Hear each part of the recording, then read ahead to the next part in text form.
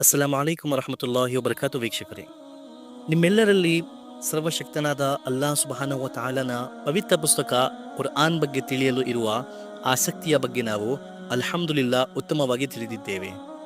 ಇಲ್ಲಿಯವರೆಗೆ ನಾವು 3 ಡೆಡಿಕೇಟೆಡ್ ವಿಡಿಯೋಸ್ಗಳನ್ನು ಕುರ್ಆನಿನ ವಿಶೇಷತೆಗಳ ಬಗ್ಗೆ ಅಪ್ಲೋಡ್ ಮಾಡಿದ್ದೇವೆ ಹಾಗೂ ಅದರ ಮೇಲೆ ಬಂದಿರುವ ನಿಮ್ಮ ರೆಸ್ಪಾನ್ಸ್ ನಿಜಕ್ಕೂ ಅತ್ಯುತ್ತಮವಾಗಿತ್ತು. ಇದರಿಂದ ನಮಗೆ ಬಹಳ ಸಂತೋಷವಾಗಿದೆ ಹಾಗೂ ಇನ್ನಷ್ಟು ವಿಡಿಯೋಸ್ಗಳನ್ನು ಇದೇ ಟಾಪಿಕ್ ಮೇಲೆ ಮಾಡಲು ಮೋಟಿವೇಶನ್ ಸಹ ಸಿಕ್ಕಿದೆ. ಸೊ ಇಂದು ನಾವು ಇನ್ನೊಂದು ಡೆಡಿಕೇಟೆಡ್ ವಿಡಿಯೋ ಸ್ಪೆಷಲಿ ಕುರ್ಆನ್ ಬಗ್ಗೆ ಅಪ್ಲೋಡ್ ಮಾಡುತ್ತಾ ನಿಮ್ಮ ಮುಂದೆ ಹಾಜರಾಗಿದ್ದೇವೆ. ವೀಕ್ಷಕರೇ, ನಮಗೆ ಕುರ್ಆನಿನಲ್ಲಿ ದೊರಕುವ ಪ್ರತಿಯೊಂದು ಸೂರ ನಿಸ್ಸಂದೇಹವಾಗಿ ಅದ್ಭುತವಾದ ಪವಿತ್ರ ಸಂದೇಶವನ್ನು ಹೊಂದಿದೆ. ನೀವು ಯಾವಾಗಾದರೂ ಯೋಚಿಸುತ್ತೀರಾ, ಈ ಸೂರಾಗಳ ಈ ನಾಮಗಳು ಏಕೆ ಇಡಲಾಗಿದೆ, ಇವುಗಳ ಅರ್ಥವೇನು, ಮಹತ್ವವೇನು? ಇಂದಿನ ಈ ವಿಶೇಷ ವಿಡಿಯೋನಲ್ಲಿ ನಾವು ಪವಿತ್ರ ಕುರ್ಆನಿನ 114 ಸೂರಗಳ ಅರ್ಥ ಮತ್ತು ಅದರ ಹಿಂದಿರುವ ಕಾರಣವನ್ನು ತಿಳಿಯೋಣ ಇನ್ಶಾ ಅಲ್ಲಾ. ಈ ಆಸಕ್ತಿದಾಯಕ ಪ್ರಯಾಣಕ್ಕಾಗಿ ಸಿದ್ಧರಾಗಿ, ಏಕೆಂದರೆ ಈ ವಿಡಿಯೋ ಇನ್ಶಾ ಅಲ್ಲಾ ನಿಮ್ಮ ಈಮಾನ್ ಹಾಗೂ ಜ್ಞಾನವನ್ನು ಇನ್ನಷ್ಟು ಬಲಪಡಿಸಲಿದೆ. ಬನ್ನಿ ಕುರ್ಆನಿನ ಅದ್ಭುತ ಜಗತ್ತನ್ನು ಎಕ್ಸ್ಪ್ಲೋರ್ ಮಾಡೋಣ. ಸೊ ವೀಕ್ಷಕರೇ, ಕುರ್ಆನಿನಲ್ಲಿ ಟೋಟಲ್ 114 ಸೂರಗಳಿವೆ. ಅದರಲ್ಲಿ ಮೊಟ್ಟ ಮೊದಲನೇ ಸೂರ ಸೂರತುಲ್ ಫಾತಿಹಾ. ಇದರ ಅರ್ಥ ಆರಂಭ. ಇದರಿಂದಲೇ ಪವಿತ್ರ ಕುರ್ಆನ್ ಪ್ರಾರಂಭವಾಗುತ್ತಿದೆ. ಇದು ಕುರ್ಆನಿನ ಮೊಟ್ಟ ಮೊದಲ ಸೂರವಾಗಿದೆ. ಹೀಗಾಗಿ ಇದರ ಹೆಸರೇ ಫಾತಿಹಾ, ಆರಂಭ ಎಂದು ಇಡಲಾಗಿದೆ. ಎರಡನೇ ಸೂರ ಸೂರೆ ಬಕರಾ. ಇದರ ಅರ್ಥ ಹಸು. ಇದರಲ್ಲಿ ಬನಿ ಇಸ್ರಾಯೇಲ್ ಜನಾಂಗಕ್ಕೆ ಸಂಬಂಧಿಸಿದ ಒಂದು ಹಸುವಿನ ಘಟನೆಯನ್ನು ಉಲ್ಲೇಖಿಸಲಾಗಿದೆ. ಇದರಿಂದಾಗಿ ಇದರ ಹೆಸರು ಬಕರಾ, ಹಸು ಎಂದು ಇಡಲಾಗಿದೆ. ಮೂರನೇ ಸೂರ ಆಲೆ ಇಮ್ರಾನ್, ಇಮ್ರಾನಿನ ಕುಟುಂಬ. ಇದರಲ್ಲಿ ಇಮ್ರಾನ್ ರವರ ಕುಟುಂಬ ಮರಿಯಂ ಅಲಿ ಇಸ್ಲಾಂ ಹಾಗೂ ಜಕರಿಯಾ ಅಲಿ ಇಸ್ಲಾಂ ರವರ ಬಗ್ಗೆ ವಿವರಿಸಲಾಗಿದೆ. ನಾಲ್ಕನೇ ಸೂರ ಸೂರತುನ್ ನಿಸಾ. ಇದರ ಅರ್ಥ ಮಹಿಳೆಯರು. ಇದರಲ್ಲಿ ಮಹಿಳೆಯರ ಹಕ್ಕುಗಳು ಮತ್ತು ಅವರ ಕುರಿತು ಆದೇಶಗಳ ಬಗ್ಗೆ ವಿವರವಿದೆ. ಐದನೇ ಸೂರ ಮಾಇದ. ಇದರ ಅರ್ಥ ಭೋಜನ ಮೇಜು. ಇದರಲ್ಲಿ ಈಸಾ ಅಲಿ ಇಸ್ಲಾಂ ರವರ ಸಹಚರರು ಅಲ್ಲಾಹನಿಂದ ಆಕಾಶ ಭೋಜನ ಮೇಜಕ್ಕಾಗಿ ದುವಾ ಮಾಡಿದ್ದನ್ನು ಹಾಗೂ ಆ ದುವಾವನ್ನು ಸ್ವೀಕರಿಸಿ ಅಲ್ಲಾಹ್ ಸುಬ್ಹಾನಹು ವ ತಆಲನ ಕಡೆಯಿಂದ ಭೋಜನ ಮೇಜನ್ನು ಇರಿಸಲಾದ ಘಟನೆಯನ್ನು ಉಲ್ಲೇಖಿಸಲಾಗಿದೆ. ಆರನೇ ಸೂರ ಅನ್ಆಮ್, ಜಾನುವಾರುಗಳು. ಇದರಲ್ಲಿ ಬಹುದೇವರಾದಿಗಳ ಬಲಿಗಳ ಬಗ್ಗೆ ಹಾಗೂ ಜಾನುವಾರುಗಳ ಹಲಾಲ್ ಹರಾಮ್ ಬಗ್ಗೆ ಆದೇಶಿಸಲಾಗಿದೆ. ಏಳನೇ ಸೂರ ಆರಾಫ್. ಇದರ ಅರ್ಥ ಔನ್ನತ್ಯಗಳು, ಉನ್ನತ ಸ್ಥಾನಗಳು. ಇದರಲ್ಲಿ ಸ್ವರ್ಗ ಮತ್ತು ನರಕದ ನಡುವಿನ ವಿವರಗಳಿವೆ. ಎಂಟನೇ ಸೂರ ಅನ್ಫಾಲ್. ಇದರ ಅರ್ಥ ಸಮರ ಸಂಪತ್ತು. ಇದರಲ್ಲಿ ಯುದ್ಧಗಳಲ್ಲಿ ದೊರಕುವ ಆಸ್ತಿಯ ಹಂಚಿಕೆಯ ಬಗ್ಗೆ ಆದೇಶಗಳಿವೆ. ಒಂಬತ್ತನೇ ಸೂರ ತೌಬಾ, ಪಶ್ಚಾತ್ತಾಪ. ಇದು ಮುನಾಫಿಕರ ಅರ್ಥಾತ್ ಕಪಟಿಗಳ ಸಂದೇಶಗಳಿವೆ, ಅವರನ್ನು ಇದರಲ್ಲಿ ಎಚ್ಚರಿಸಲಾಗಿದೆ. ಹತ್ತನೇ ಸೂರ ಸೂರೆ ಯೂನುಸ್. ಇದರಲ್ಲಿ ಪವಿತ್ರ ಪ್ರವಾದಿ ಯೂನುಸ್ ಅಲಿ ಇಸ್ಲಾಂ ರವರ ರಾಷ್ಟ್ರದ ಬಗ್ಗೆ ಉಲ್ಲೇಖಿಸಲಾಗಿದೆ. 11ನೇ ಸೂರ ಹೂದ್. ಇದರಲ್ಲೂ ಸಹ ಹೂದ್ ಅಲಿ ಇಸ್ಲಾಂ ರವರ ರಾಷ್ಟ್ರದ ಬಗ್ಗೆ, ಕೌಮೆ ಆದ್ ಜನಾಂಗದ ಬಗ್ಗೆ ವಿವರಿಸಲಾಗಿದೆ. 12ನೇ ಸೂರ ಸೂರೆ ಯೂಸುಫ್.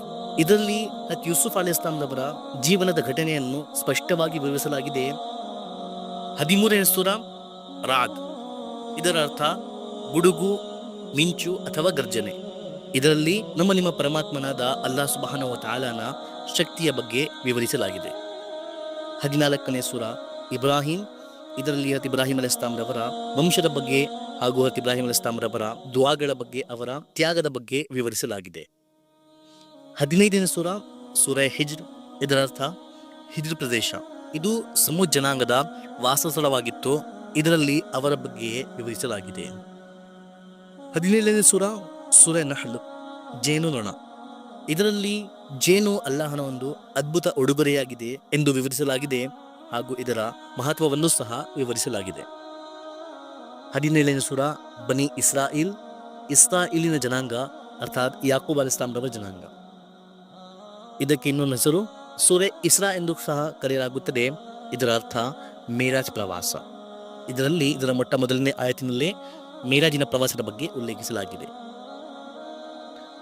18ನೇ ಸೂರ ಸೂರೆ ಕಹಫ್. ಇದರ ಅರ್ಥ ಗುಹೆ.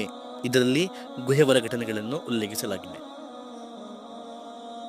ಮರಿಯಂ ಇದು ಹತ್ ಈಸಾ ಅಲೈಹಿಸ್ಸಲಾಂರವರ ತಾಯಿಯಾದ ಹದ್ ಮರಿಯಂ ಅಲೈಹಿಸ್ಸಲಾಂರವರ ಹೆಸರಿನಲ್ಲಿದೆ ಹಾಗೂ ಇದರಲ್ಲಿ ಹದ್ ಮರಿಯಂ ಅಲೈಹಿಸ್ಸಲಾಂರವರ ಬಗ್ಗೆ ಉಲ್ಲೇಖಿಸಲಾಗಿದೆ. ತಾಹ ಇದು ಹುರುಫೆ ಮುಖತ್ತಾತ್ ಆಗಿದೆ. ಇದರ ಅರ್ಥ ಅಲ್ಲಾಹ್ ಹಾಗೂ ಪ್ರವಾದಿ ಮುಹಮ್ಮದ್ ಸಲ್ಲಲ್ಲಾಹು ಅಲೈಹಿ ವಸಲ್ಲಂ ಹೊರತುಪಡಿಸಿ ಬೇರೆ ಯಾರಿಗೂ ತಿಳಿದಿಲ್ಲ. ಅಂಬಿಯಾ ಪ್ರವಾದಿಗಳು, ಇದರಲ್ಲಿ ಸಾಕಷ್ಟು ಪ್ರವಾದಿಗಳ ಬಗ್ಗೆ ಉಲ್ಲೇಖಿಸಲಾಗಿದೆ. ಇದರಿಂದಾಗಿ ಇದರ ಹೆಸರು ಅಂಬಿಯಾ ಪ್ರವಾದಿಗಳು ಎಂದು ಇಡಲಾಗಿದೆ. ಹಜ್ ಅರ್ಥಾತ್ ಹಜ್ ಪ್ರವಾಸ, ಇದರಲ್ಲಿ ಹಜ್ ಯಾತ್ರೆಯ ಆದೇಶಗಳಿವೆ. ಮುಮಿನೂನ್ ವಿಶ್ವಾಸಿಗಳು, ಇದರಲ್ಲಿ ವಿಶ್ವಾಸಿಗಳು ಹೇಗಿರುತ್ತಾರೆ ಇದನ್ನು ಅತ್ಯುತ್ತಮವಾಗಿ ವಿವರಿಸಲಾಗಿದೆ. ನೂರ್ ಪ್ರಕಾಶ, ಇದರಲ್ಲಿ ಅಲ್ಲಾಹನ ಪ್ರಕಾಶ ಮತ್ತು ಕುರ್ಆನನ್ನು ಒಂದು ಮಾರ್ಗದರ್ಶನದ ಬೆಳಕು ಎಂದು ವಿವರಿಸಲಾಗಿದೆ.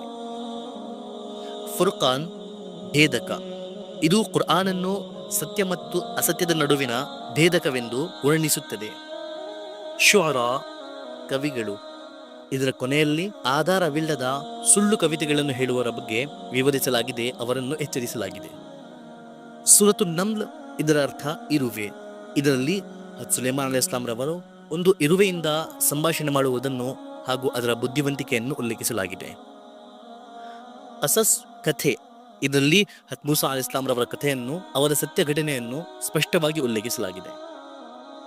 ಅನ್ಕಬೂತ್ ಜೇಡು, ಇದರಲ್ಲಿ ಜೇಡಿನ ಮನೆಯ ದುರ್ಬಲತೆಯನ್ನು ವಿವರಿಸಲಾಗಿದೆ ಹಾಗೂ ಇದು ಅಸತ್ಯದ ಅಲ್ಲಾಹನ ವಿರುದ್ಧ ಹೋಗುವವರ ನಂಬಿಕೆಗಳ ದುರ್ಬಲತೆಯನ್ನು ತೋರುತ್ತದೆ. ರೋಮ್ನವರು, ಇದರಲ್ಲಿ ರೋಮ್ ಹಾಗೂ ಫಾರಿಸಿನ ಯುದ್ಧದ ಬಗ್ಗೆ ಉಲ್ಲೇಖಿಸಲಾಗಿದೆ. ಲುಕ್ಮಾನ್, ಇದು ಲುಕ್ಮಾನ್ ಅಲೈಹಿಸ್ಸಲಾಂ ರವರ ಹೆಸರಿನಲ್ಲಿ ನಿರ್ಮಿಸಲಾಗಿದೆ. ಇದರಲ್ಲಿ ಲುಕ್ಮಾನ್ ಅಲೈಹಿಸ್ಸಲಾಂ ರವರ ಜ್ಞಾನ, ಉಪದೇಶ ಮತ್ತು ಅವರು ತಮ್ಮ ಪುತ್ರನಿಗೆ ನೀಡಿದ ಹಿತೋಪದೇಶದ ಬಗ್ಗೆ ಉಲ್ಲೇಖಿಸಲಾಗಿದೆ. ಸಜ್ದಾ ನಮನ, ಸಾಷ್ಟಾಂಗ ವಂದನೆ, ಇದರಲ್ಲಿ ರಾತ್ರಿಯಲ್ಲಿ ಎಲ್ಲರೂ ಮಲಗಿದ್ದ ಸಮಯದಲ್ಲಿ ಎದ್ದೇಳಿ ಅಲ್ಲಾಹನ ಮುಂದೆ ಸಜ್ದಾ ಮಾಡುವವರ ಬಗ್ಗೆ ಮಹತ್ವ ಮತ್ತು ವಿಶೇಷತೆಯನ್ನು ಉಲ್ಲೇಖಿಸಲಾಗಿದೆ. ಅಹಜಾಬ್ ಪಂಗಡಗಳು, ಇದರಲ್ಲಿ ಖಂದಕ್ ಯುದ್ಧದ ಸಂದರ್ಭದಲ್ಲಿ ವಿರೋಧಿ ಪಂಗಡಗಳು ಮದೀನಾ ಮೇಲೆ ದಾಳಿ ಮಾಡುವುದನ್ನು ಉಲ್ಲೇಖಿಸಲಾಗಿದೆ. ಸಬಾ, ಇದು ಒಂದು ಸಬಾ ಎನ್ನುವ ರಾಷ್ಟ್ರದ ಹೆಸರಿನಲ್ಲಿ ನಿರ್ಮಿಸಲಾಗಿದೆ ಹಾಗೂ ಇವರ ಸಬಾರವರ ಬೃಹತ್ ಸಾಮ್ರಾಜ್ಯ ಮತ್ತು ಅವರ ಬಂಡೆತನವನ್ನು ಉಲ್ಲೇಖಿಸಲಾಗಿದೆ. ಫಾತಿರ್ ಸೃಷ್ಟಿಕರ್ತ, ಇದರಲ್ಲಿ ಅಲ್ಲಾಹನ ಸೃಷ್ಟಿಕರ್ತತ್ವದ ಬಗ್ಗೆ ಅವನ ಕೃಪೆಗಳ ಬಗ್ಗೆ ಉಲ್ಲೇಖಿಸಲಾಗಿದೆ. ಯಾಸೀನ್, ಇದು ಸಹ ಉರ್ಫೆ ಮುಖತ್ತಾತ್ ಆಗಿದೆ. ಇದರ ಅರ್ಥವೂ ಸಹ ಅಲ್ಲಾಹ್ ಸುಬ್ಹಾನಹು ವ ತಆಲಾ ಹಾಗೂ ಪ್ರಿಯ ಪ್ರವಾದಿ ಮುಹಮ್ಮದ್ ಸಲ್ಲಲ್ಲಾಹು ಅಲೈಹಿ ವಸಲ್ಲಂ ರವರನ್ನು ಹೊರತುಪಡಿಸಿ ಬೇರೆ ಯಾರಿಗೂ ತಿಳಿದಿಲ್ಲ. ಸಾಫಾತ್ ಸಾಲುಗಳು, ಸರದಿಗಳು, ಇದರಲ್ಲಿ ಪರಲೋಕದ ಸರದಿಯಾಗಿ ನಿಂತಿರುವ ಮಲಾಯಿಕರ ಬಗ್ಗೆ ಉಲ್ಲೇಖಿಸಲಾಗಿದೆ. ಸಾದ್, ಇದು ಸಹ ಉರ್ಫೆ ಮುಖತ್ತಾತ್ ಆಗಿದೆ. ಇದರ ಬಗ್ಗೆಯೂ ಸಹ ಅಲ್ಲಾಹ್ ಸುಬ್ಹಾನಹು ವ ತಆಲಾ ಹಾಗೂ ಪ್ರಿಯ ಪ್ರವಾದಿ ಮುಹಮ್ಮದ್ ಸಲ್ಲಲ್ಲಾಹು ಅಲೈಹಿ ವಸಲ್ಲಂ ರವರನ್ನು ಹೊರತುಪಡಿಸಿ ಬೇರೆ ಯಾರಿಗೂ ತಿಳಿದಿಲ್ಲ. ಜುಮರ್ ಗುಂಪುಗಳು, ಇದರಲ್ಲಿ ಜಹನ್ನಂ ಅರ್ಥಾತ್ ನರಕದ ಕಡೆ ಹೋಗುವ ಹಾಗೂ ಜನ್ನತ್ ಸ್ವರ್ಗದ ಕಡೆ ಹೋಗುವ ಎರಡು ಬೇರೆ ಗುಂಪುಗಳ ಬಗ್ಗೆ ಸ್ಪಷ್ಟವಾಗಿ ವಿವರಿಸಲಾಗಿದೆ ಹಾಗೂ ಆ ಗುಂಪುಗಳ ಗುಣಗಳನ್ನು ಅವರ ಪರಿಣಾಮಗಳನ್ನು ಸಹ ಉಲ್ಲೇಖಿಸಲಾಗಿದೆ. ಗಾಫಿರ್ ಕ್ಷಮಿಸುವವನು, ಇದರಲ್ಲಿ ಅಲ್ಲಾಹನ ಮರ್ಮ ಕ್ಷಮೆ ಮತ್ತು ಕರುಣೆಯ ಮಹತ್ವವನ್ನು ವಿವರಿಸಲಾಗಿದೆ. ಇದೇ ಸೂರದ ಇನ್ನೊಂದು ಹೆಸರು ಮುಅ್ಮಿನ್ ಆಗಿದೆ, ವಿಶ್ವಾಸಿಯಾಗಿದೆ. ಫುಸ್ಸಿಲತ್ ಸವಿಸ್ತಾರ, ಇದರಲ್ಲಿ ಕುರ್ಆನನ್ನು ಸವಿಸ್ತಾರವೆಂದು ವರ್ತಿಸಲಾಗಿದೆ. ಶೂರಾ ಅರ್ಥಾತ್ ಸಮಾಲೋಚನೆ, ಸಲಹೆ, ಇದರಲ್ಲಿ ಪರಿವಾರ ಮತ್ತು ಸಮಾಜದಲ್ಲಿ ಪರಸ್ಪರ ಸಮಾಲೋಚನೆಯಿಂದ ಪ್ರತಿಯೊಂದು ಕ್ರಮವನ್ನು ಕೈಗೊಳ್ಳಬೇಕೆಂದು ಆದೇಶಿಸಲಾಗಿದೆ. ಜುಖ್ರುಫ್ ಆಭರಣ, ಇದರಲ್ಲಿ ಜನರು ಈ ಲೋಕದ ಆಭರಣ ಅರ್ಥಾತ್ ಸುಖ ಸಂಪತ್ತು ಹಾಗೂ ಪರಲೋಕದ ನಿಜವಾದ ಆಭರಣವನ್ನು ಹೇಗೆ ನೋಡುತ್ತಾರೆ, ಈ ವಿವಿಧ ದೃಷ್ಟಿಕೋನವನ್ನು ವಿವರಿಸಲಾಗಿದೆ. ದುಖಾನ್ ಧೂಮ, ಹೊಗೆ, ಇದು ಕಯಾಮತಿನ ಒಂದು ಮಹಾ ಸಂಕೇತವಾಗಿದೆ. ಜಾಸಿಯಾ ಮಣಗಿ ಬರುವವರು, ಕಯಾಮತ್ ದಿನದಲ್ಲಿ ಜನರು ಭಯದಿಂದ ಮಣಗಿ ಬೀಳುವ ಬಗ್ಗೆ ಉಲ್ಲೇಖಿಸಲಾಗಿದೆ. ಅಹಕಾಫ್ ಮರಳುಗುಡ್ಡೆಗಳು, ಇದು ಆ ಜನಾಂಗದ ವಾಸಸ್ಥಳವಾದ ಅಹಕಾಫ್ ಬಗ್ಗೆ ಅರ್ಥಾತ್ ಮರಳುಗುಡ್ಡಗಳ ಬಗ್ಗೆ ಇದರಲ್ಲಿ ಉಲ್ಲೇಖಿಸಲಾಗಿದೆ. ಮುಹಮ್ಮದ್ ನಮ್ಮ ಪ್ರಿಯ ಪ್ರವಾದಿ ಮುಹಮ್ಮದ್ ಸಲ್ಲಲ್ಲಾಹು ಅಲೈಹಿ ವಸಲ್ಲಂ, ಇದರಲ್ಲಿ ನಮ್ಮ ಪ್ರಿಯ ಪ್ರವಾದಿ ಮುಹಮ್ಮದ್ ಸಲ್ಲಲ್ಲಾಹು ಅಲೈಹಿ ವಸಲ್ಲಂ ರವರ ಮಹತ್ವ ಹಾಗೂ ಅವರ ಅನುಸರಣೆ ಕುರಿತು ವಿವರಿಸಲಾಗಿದೆ. ಅತಃ ವಿಜಯ, ಇದರಲ್ಲಿ ಹುದೈಬಿಯಾ ಒಪ್ಪಂದದ ನಂತರ ಪ್ರಾಪ್ತವಾದ ವಿಜಯದ ಬಗ್ಗೆ ಅರ್ಥಾತ್ ಫತ್ಹೆ ಮಕ್ಕಾ ಬಗ್ಗೆ ಉಲ್ಲೇಖಿಸಲಾಗಿದೆ. ಹುಜರಾತ್, ಕೊಠಡಿಗಳು, ಇದರಲ್ಲಿ ನಮ್ಮ ಪ್ರಿಯಪ್ರವಾದಿ ಮುಹಮ್ಮದ್ ಸಲ್ಲಲ್ಲಾಹು ಅಲೈಹಿ ವಸಲ್ಲಂ ರವರ ಕೊಠಡಿಗಳ ಬಗ್ಗೆ ಹೇಗೆ ವರ್ತಿಸಬೇಕು ಮಾರ್ಗದರ್ಶನ ನೀಡಲಾಗಿದೆ. ಕಾಫ್, ಇದು ಸಹ ಉರುಫೆ ಮುಖತ್ತಾದ್ ಆಗಿದೆ. ಇದರ ಅರ್ಥವು ಅಲ್ಲಾಹ್ ಹಾಗೂ ಪ್ರವಾದಿರವರನ್ನು ಹೊರತುಪಡಿಸಿ ಬೇರೆ ಯಾರಿಗೂ ತಿಳಿದಿಲ್ಲ. ಝಾರಿಯಾತ್, ಗಾಳಿಗಳು, ಇದರಲ್ಲಿ ಗಾಳಿಗಳ ಶಕ್ತಿಯ ಬಗ್ಗೆ ಉಲ್ಲೇಖಿಸಲಾಗಿದೆ ಹಾಗೂ ಗಾಳಿಗಳ ಮೇಲೆ ಆಣೆ ಮಾಡಲಾಗಿದೆ. ತೂರ್, ಇದು ತೂರ್ ಎಂಬುವ ಒಂದು ಬೆಟ್ಟದ ಹೆಸರಿನಲ್ಲಿ ನೇಮಿಸಲಾಗಿದೆ. ಇದೇ ಬೆಟ್ಟದ ಮೇಲೆ ಮೂಸಾ ಅಲೈಹಿಸ್ ಸಲಾಂ ರವರಿಗೆ ವಹಿ ನೀಡಲಾಗಿತ್ತು. ಇದರಲ್ಲಿ ಅದರ ಆಣೆ ಮಾಡಲಾಗಿದೆ. ನಜ್ಮ್, ನಕ್ಷತ್ರ, ಇದರಲ್ಲೂ ಸಹ ಅಲ್ಲಾಹ್ ಸುಬ್ಹಾನಹು ವ ತಆಲಾ ನಕ್ಷತ್ರದ ಮೇಲೆ ಆಣೆ ಮಾಡಿ ಮುಂದೆ ವಿವರಣೆ ನೀಡುತ್ತಾನೆ. ಕಮರ್, ಚಂದ್ರ, ಚಂದ್ರ ವಿಭಜನೆಯ ಬಗ್ಗೆ ಅರ್ಥಾತ್ ನಮ್ಮ ಪ್ರಿಯಪ್ರವಾದಿ ಮುಹಮ್ಮದ್ ಸಲ್ಲಲ್ಲಾಹು ಅಲೈಹಿ ವಸಲ್ಲಂ ರವರು ಚಂದ್ರವನ್ನು 2 ಭಾಗಗಳಲ್ಲಿ ವಿಭಜಿಸಿದ ಪವಾಡದ ಬಗ್ಗೆ ಇದರಲ್ಲಿ ಉಲ್ಲೇಖಿಸಲಾಗಿದೆ. ರಹ್ಮಾನ್, ಅತ್ಯಂತ ಕರುಣಾಮಯಿ, ಇದರಲ್ಲಿ ಅಲ್ಲಾಹ್ ಸುಬ್ಹಾನಹು ವ ತಆಲಾನ ಅತ್ಯಂತ ಕರುಣಾಮಯಿ ಗುಣಗಳ ಬಗ್ಗೆ ಹಾಗೂ ಅವನ ಅಸಂಖ್ಯಾತ ಅತ್ಯುತ್ತಮ ಉಡುಗೊರೆಗಳ ಬಗ್ಗೆ ವಿವರಿಸಲಾಗಿದೆ. ಫಾಕಿಯಾ, ಘಟನೆ, ಇದರಲ್ಲಿ ಕಯಾಮತಿನ ದಿನ ಆಗುವ ಘಟನೆಯ ಭವಿಷ್ಯವನ್ನು ವಿವರಿಸಲಾಗಿದೆ. ಹದೀದ್, ಉಕ್ಕು ಅರ್ಥಾತ್ ಕಬ್ಬಿಣ, ಇದರಲ್ಲಿ ಈ ಕಬ್ಬಿಣವು ಸಹ ಅಲ್ಲಾಹನ ಒಂದು ಅದ್ಭುತ ಉಡುಗೊರೆ ಎಂದು ವಿವರಿಸಲಾಗಿದೆ. ಮುಜಾದಲ, ತರ್ಕ, ಈ ಸೂರದಲ್ಲಿ ಒಂದು ಮಹಿಳೆಯ ನಮ್ಮ ಪ್ರಿಯಪ್ರವಾದಿ ಮುಹಮ್ಮದ್ ಸಲ್ಲಲ್ಲಾಹು ಅಲೈಹಿ ವಸಲ್ಲಂ ರವರ ಜೊತೆ ತರ್ಕ ಮಾಡಿದ ಪ್ರಸಂಗವಿದೆ. ಹಶ್ರ್, ಸಂಗ್ರಹ, ಇದರಲ್ಲಿ ಬನು ನದೀರ್ ಕುಲದ ಯಹೂದಿಗಳ ಹೊರಹಾಕಿದ ಘಟನೆಯ ವಿವರವಿದೆ. ಮುಮ್ತಹಿನ, ಪರೀಕ್ಷಿತ, ಇದರಲ್ಲಿ ಮುಸ್ಲಿಂ ಮಹಿಳೆಯರ ನಂಬಿಕೆಯ ಪರೀಕ್ಷೆಯ ವಿವರವಿದೆ. ಸಫ್, ಸರೆ, ಇದರಲ್ಲಿ ಅಲ್ಲಾಹನ ಮಾರ್ಗದಲ್ಲಿ ಸರದಿಯಂತೆ ಹೋರಾಟ ಮಾಡುವವರ ವಿಶೇಷತೆ ಮತ್ತು ಅವರ ಮಹತ್ವವನ್ನು ವಿವರಿಸಲಾಗಿದೆ. ಜುಮಾ, ಶುಕ್ರವಾರ, ಇದರಲ್ಲಿ ಜುಮಾ ನಮಾಜಿನ ಆದೇಶಗಳನ್ನು ನೀಡಲಾಗಿದೆ. ಮುನಾಫಿಕೂನ್, ಕಪಟಿಗಳು, ಇದರಲ್ಲಿ ಮುನಾಫಿಕೂನ್ ಅವರ ಕಪಟಿಗಳ ಬಗ್ಗೆ ವಿವರವಿದೆ, ಪರಿಣಾಮವನ್ನು ವಿವರಿಸಲಾಗಿದೆ. ತಗಾಬುನ್, ನಷ್ಟ ಮತ್ತು ಲಾಭ, ಇದರಲ್ಲಿ ಪರಲೋಕದ ನಿಜವಾದ ನಷ್ಟ ಹಾಗೂ ಲಾಭದ ಬಗ್ಗೆ ವಿವರಿಸಲಾಗಿದೆ. ತಲಾಕ್, ವಿಚ್ಛೇದನೆ, ಇದರಲ್ಲಿ ವಿವಾಹಿತ ದಂಪತಿಗಳ ವಿಚ್ಛೇದನದ ಕುರಿತು ನಿಯಮಗಳನ್ನು ಉಲ್ಲೇಖಿಸಲಾಗಿದೆ. ತಹರೀಮ್, ನಿಷೇಧನೆ, ಇದರಲ್ಲಿ ನಮ್ಮ ಪ್ರಿಯಪ್ರವಾದಿ ಮುಹಮ್ಮದ್ ಸಲ್ಲಲ್ಲಾಹು ಅಲೈಹಿ ವಸಲ್ಲಂ ರವರ ಪರಿವಾರದ ಒಂದು ಘಟನೆಯನ್ನು ಉಲ್ಲೇಖಿಸಿ ಹಾಗೂ ನಮ್ಮ ಪ್ರಿಯಪ್ರವಾದಿ ಮುಹಮ್ಮದ್ ಸಲ್ಲಲ್ಲಾಹು ಅಲೈಹಿ ವಸಲ್ಲಂ ರವರ ಕುರಿತು ಕೆಲವು ನಿಷೇಧತೆಗಳ ಬಗ್ಗೆ ಉಲ್ಲೇಖಿಸಲಾಗಿದೆ. ಮುಲ್ಕ್, ರಾಜತತ್ವ, ಆಧಿಪತ್ಯ, ಇದರಲ್ಲಿ ಅಲ್ಲಾಹನ ಶಕ್ತಿ, ಅವನ ಮಹಿಮೆ ಹಾಗೂ ಅವನ ಆಧಿಪತ್ಯದ ಬಗ್ಗೆ ಉಲ್ಲೇಖಿಸಲಾಗಿದೆ. ಕಲಂ, ಲೇಖನಿ, ಇದರಲ್ಲಿ ಲೇಖನಿಯ ಮೇಲೆ ಆಣೆ ಮಾಡಲಾಗಿದೆ ಹಾಗೂ ಇದು ಜ್ಞಾನದ ಹಾಗೂ ವಹಿಯ ಯಂತ್ರವಾಗಿದೆ ಎಂದು ವಿವರಿಸಲಾಗಿದೆ. ಹಾಕ, ಸತ್ಯ ಘಟನೆ, ಇದರಲ್ಲಿ ಕಯಾಮತಿನ ದಿನದ ಅರ್ಥಾತ್ ಪುನರಸ್ಥಾನದ ದಿನದ ಅನಿವಾರ್ಯತೆಯನ್ನು ಸೂಚಿಸಲಾಗಿದೆ. ಮಆರಿಜ್, ಔನ್ನತ್ಯಗಳು, ಇದರಲ್ಲಿ ಪರಲೋಕದ ಹಂತಗಳ ಕುರಿತು ವಿವರವಿದೆ. ನೂಹ್, ಹಜರತ್ ನೂಹ್ ಅಲೈಹಿಸ್ಸಲಾಂ ಒಂದು ಪವಿತ್ರ ಪ್ರವಾದಿ, ಇದರಲ್ಲಿ ಅವರ ಜನಾಂಗದ ಬಗ್ಗೆ ಅವರ ರಾಷ್ಟ್ರದ ಬಗ್ಗೆ ಉಲ್ಲೇಖವಿದೆ ಹಾಗೂ ಅವರ ರಾಷ್ಟ್ರದ ನಾಶದ ಉಲ್ಲೇಖನೆಯೂ ಸಹ ಇದರಲ್ಲಿ ವಿವರಿಸಲಾಗಿದೆ. ಜಿನ್ ಅರ್ಥಾತ್ ಜಿನ್, ಇದೊಂದು ಬೇರೆ ಜೀವಿಯಾಗಿದೆ. ಇದರಲ್ಲಿ ಜಿನ್ ಪ್ರಜೆಯ ವಿಶ್ವಾಸ ಮತ್ತು ಅವರ ಅನುಭವಗಳ ಬಗ್ಗೆ ವಿವರವಿದೆ. ಮುಜಮ್ಮಿಲ್, ಹೊದಿಕೆ ಹೊದ್ದಿದವರು, ಇದರಲ್ಲಿ ನಮ್ಮ ಪ್ರಿಯಪ್ರವಾದಿ ಮುಹಮ್ಮದ್ ಸಲ್ಲಲ್ಲಾಹು ಅಲೈಹಿ ವಸಲ್ಲಂ ರವರನ್ನು ಅಲ್ಲಾಹನು ಯಾ ಅಯ್ಯುಹಲ್ ಮುಜಮ್ಮಿಲ್, ಓ ಹೊದಿಕೆ ಹೊದ್ದಿದವರೇ ಎಂದು ಪ್ರೀತಿಯಿಂದ ಕರೆದಿದ್ದಾರೆ. ಮುದ್ದಸ್ಸಿರ್, ಇದರ ಅರ್ಥವೂ ಸಹ ಹೊದ್ದುಕೊಂಡವರು, ಇದರಲ್ಲೂ ಸಹ ಅಲ್ಲಾಹ್ ಸುಬ್ಹಾನಹು ವ ತಆಲಾ ನಮ್ಮ ಪ್ರಿಯಪ್ರವಾದಿ ಮುಹಮ್ಮದ್ ಸಲ್ಲಲ್ಲಾಹು ಅಲೈಹಿ ವಸಲ್ಲಂ ರವರನ್ನು ಪ್ರೀತಿಯಿಂದ ಹೊದ್ದುಕೊಂಡವರೇ ಎಂದು ಕರೆದಿದ್ದಾನೆ. ಕಯಾಮ, ಪುನರಸ್ಥಾನ, ಇದರಲ್ಲಿ ಪುನರಸ್ಥಾನದ ದಿನದ ಭಯಾನಕ ಸಂದರ್ಭಗಳ ವಿವರವಿದೆ. ದಹರ್, ಇದರ ಅರ್ಥ ಕಾಲ, ಇದಕ್ಕೆ ಇನ್ನೊಂದು ಹೆಸರು ಇನ್ಸಾನ್, ಇದರ ಅರ್ಥ ಮಾನವ. ಇದರಲ್ಲಿ ಮಾನವದ ಸೃಷ್ಟಿ, ಅವನ ಪರೀಕ್ಷೆ ಮತ್ತು ಪುನರಸ್ಥಾನದ ಬಗ್ಗೆ ವಿವರವಿದೆ.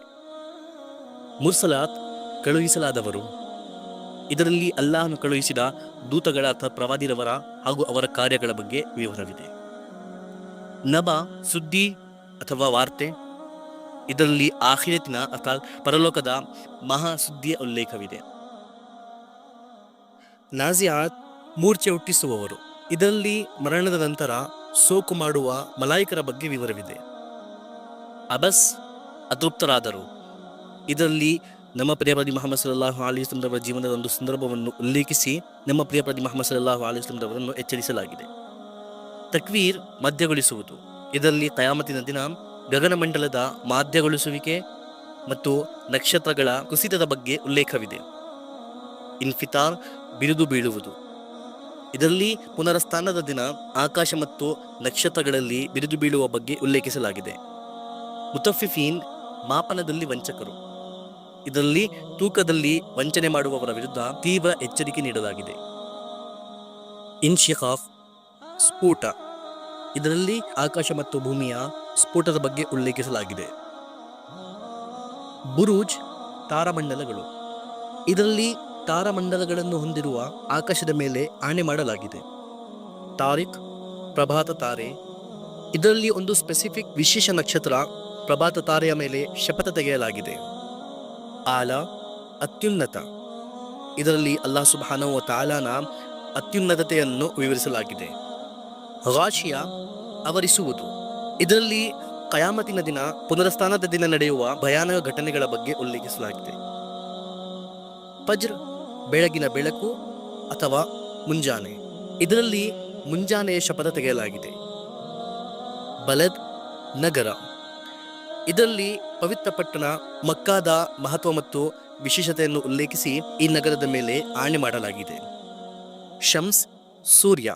ಇದರಲ್ಲಿ ಸೂರ್ಯನ ಬೆಳಕು ಹಾಗೂ ಸೂರ್ಯನ ಸೃಷ್ಟಿಕರ್ತನ ಆಣೆ ಮಾಡಲಾಗಿದೆ. ಲೈಲ್ ರಾತ್ರಿ.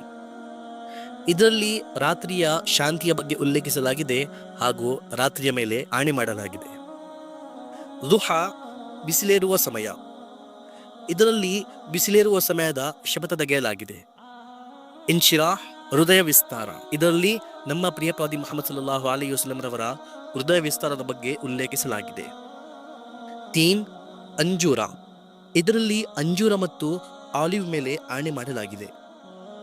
ಅಲಕ್ ರಕ್ತಪಿಂಡ.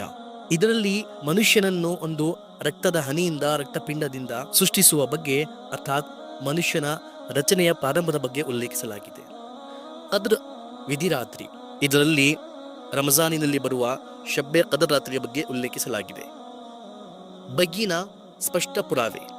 ಇದರಲ್ಲಿ ಸತ್ಯದ ಸ್ವರೂಪದ ಬಗ್ಗೆ ಸ್ಪಷ್ಟ ಪುರಾವೆಗಳ ಬಗ್ಗೆ ಉಲ್ಲೇಖಿಸಲಾಗಿದೆ. ಜಿಲ್ಜಾಲ್ ಭೂಕಂಪ. ಇದರಲ್ಲಿ ಕಯಾಮತಿನ ದಿನ ಭೂಮಿ ಕಂಪಿಸುವ ಬಗ್ಗೆ ಹಾಗೂ ಆ ದಿನ ಆಗಲಿರುವ ಅತ್ಯಂತ ಮಹಾ ಭೂಕಂಪದ ಬಗ್ಗೆ ಉಲ್ಲೇಖಿಸಲಾಗಿದೆ.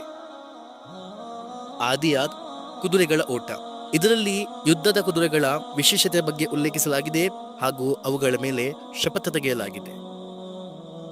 ಪಾರಿಯ ಭಾರಿ ಆಘಾತ. ಇದರಲ್ಲಿ ಕಯಾಮತಿನ ದಿನದ ಭಯಂಕರತೆಯ ಬಗ್ಗೆ ಉಲ್ಲೇಖಿಸಲಾಗಿದೆ. ತಕಾತುರ್ ಆಸ್ತಿಗಳ ಸ್ಪರ್ಧೆ. ಇದರಲ್ಲಿ ಜಗತ್ತಿನ ಸಂಪತ್ತಿನ ಪ್ರೀತಿ ಮತ್ತು ಅದರ ಪರಿಣಾಮದ ಬಗ್ಗೆ ಉಲ್ಲೇಖಿಸಲಾಗಿದೆ. ಅಸ್ರ್ ಸಮಯ ಅಥವಾ ಕಾಲ. ಇದರಲ್ಲಿ ಸಮಯದ ಕಾಲದ ಶಪಥ ತೆಗೆಯಲಾಗಿದೆ. ಹುಮಜ ಪಿಸುಮಾತು ಕೋರು. ಇದರಲ್ಲಿ ಬೇರೆಯವರ ವಿರುದ್ಧ ಪಿಸುಮಾತು ಹೇಳುವವರಿಗೆ ತೀವ್ರವಾಗಿ ಎಚ್ಚರಿಸಲಾಗಿದೆ. ಫೀಲ್ ಆನೆ. ನಮ್ಮ ಪ್ರಿಯ ಪ್ರವಾದಿ ಮುಹಮ್ಮದ್ ಸಲ್ಲಲ್ಲಾಹು ಅಲೈಹಿ ವಸಲ್ಲಂ ರವರ ಜನ್ಮದ ಮುಂಚೆ ಯಮನ್ ನಗರದ ಮುಠಾಳ ರಾಜ ಆನೆಗಳೊಂದಿಗೆ ಮಕ್ಕಾದ ಮೇಲೆ ದಾಳಿ ಮಾಡುವುದನ್ನು ಹಾಗೂ ಅವರ ಭಯಂಕರ ಪರಿಣಾಮವನ್ನು ಉಲ್ಲೇಖಿಸಲಾಗಿದೆ. ಕುರೇಶ್ ಕುಟುಂಬ. ಇದರಲ್ಲಿ ಕುರೇಶ್ ಕುಟುಂಬದ ಮೇಲೆ ಪರಮಾತ್ಮನ ಕಡೆಯಿಂದ ವಿಧಿಸಲಾದ ಉಡುಗೊರೆಗಳ ಬಗ್ಗೆ ಹಾಗೂ ಅವನ ಕರುಣೆಗಳ ಬಗ್ಗೆ ಉಲ್ಲೇಖಿಸಲಾಗಿದೆ. ಮಾউನ್ ಸಣ್ಣ ನೆರವು. ಸಣ್ಣ ಸಹಾಯ ನೀಡುವುದನ್ನು ಸಹ ನಿರಾಕರಿಸುವವರ ಬಗ್ಗೆ ಉಲ್ಲೇಖಿಸಲಾಗಿದೆ ಹಾಗೂ ಅವರಿಗೆ ತೀವ್ರವಾಗಿ ಎಚ್ಚರಿಸಲಾಗಿದೆ. ಕೌಸರ್ ಸಮೃದ್ಧಿ. ಇದರಲ್ಲಿ ನಮ್ಮ ಪ್ರಿಯ ಪ್ರವಾದಿ ಮುಹಮ್ಮದ್ ಸಲ್ಲಲ್ಲಾಹು ಅಲೈಹಿ ವಸಲ್ಲಂ ರವರಿಗೆ ಕೌಸರ್ ಉಡುಗೊರೆಯನ್ನು ನೀಡಲಾದ ವಿಷಯವನ್ನು ಉಲ್ಲೇಖಿಸಲಾಗಿದೆ. ಕಾಫಿರೂನ್ ಧಿಕ್ಕಾರಿಗಳು. ಇದರಲ್ಲಿ ಮುಸಲ್ಮಾನರ ಹಾಗೂ ಧಿಕ್ಕಾರಿಗಳ ಧರ್ಮದ ತಾಕಧರ್ಮವನ್ನು ಸ್ಪಷ್ಟಪಡಿಸಲಾಗಿದೆ. ನಸ್ರ್ ಸಹಾಯ ಅಥವಾ ವಿಜಯ. ಇದರಲ್ಲಿ ಅಲ್ಲಾಹನ ಕಡೆಯಿಂದ ಇಸ್ಲಾಮಿಗೆ ನೀಡಲಾದ ಸಹಾಯದ ಬಗ್ಗೆ ಹಾಗೂ ಇಸ್ಲಾಮಿಗೆ ನೀಡಲಾದ ವಿಜಯದ ಬಗ್ಗೆ ಉಲ್ಲೇಖಿಸಲಾಗಿದೆ. ಲಹಬ್ ಜ್ವಾಲೆ. ಇದರಲ್ಲಿ ನಮ್ಮ ಪ್ರಿಯ ಪ್ರವಾದಿ ಮುಹಮ್ಮದ್ ಸಲ್ಲಲ್ಲಾಹು ಅಲೈಹಿ ವಸಲ್ಲಂ ರವರ ಹಿತೈಷಿ ಶತ್ರು ಅಬೂ ಲಹಬಿನ ಬಗ್ಗೆ ಹೆಂಡತಿಯ ದುರ್ಭಾಗ್ಯತೆಯ ಬಗ್ಗೆ ಉಲ್ಲೇಖಿಸಲಾಗಿದೆ ಹಾಗೂ ಅವರು ನರಕದ ಜ್ವಾಲೆಯಲ್ಲಿ ಸುಡುವವರು ಎಂದು ಉಲ್ಲೇಖಿಸಲಾಗಿದೆ. ಇಖ್ಲಾಸ್ ಏಕನಿಷ್ಠೆ. ಇದರಲ್ಲಿ ಅಲ್ಲಾಹ್ ಸುಬ್ಹಾನಹು ವ ತಆಲನ ಶುದ್ಧ ತೌಹೀದ್ ಏಕತನೆಯನ್ನು ಅತ್ಯುತ್ತಮವಾಗಿ ಸ್ಪಷ್ಟವಾಗಿ ಉಲ್ಲೇಖಿಸಲಾಗಿದೆ. ಫಲಕ್ ಪ್ರಭಾತೆ, ಇದರಲ್ಲಿ ಪ್ರಭಾತೆಯ ಮೂಲಕ ಅಲ್ಲಾಹನ ಶರಣನ್ನು ಪಡೆಯುವ ಪ್ರಾರ್ಥನೆಯ ಬಗ್ಗೆ ಉಲ್ಲೇಖಿಸಲಾಗಿದೆ. ಹಾಗೂ ಈ ಕುರ್ಆನಿನ ಕೊನೆಯ ಸೂರ 114ನೇ ಸೂರ ಸೂರತುನ್ ನಾಸ್, ಇದರ ಅರ್ಥ ಮಾನವರು. ಇದರಲ್ಲಿ ಮಾನವರು ಶೈತಾನಿನ ಕಿಡಿಗೇಡಿತನದಿಂದ ರಕ್ಷಣೆ ಪಡೆಯುವ ಪ್ರಾರ್ಥನೆಗಳನ್ನು ಉಲ್ಲೇಖಿಸಲಾಗಿದೆ.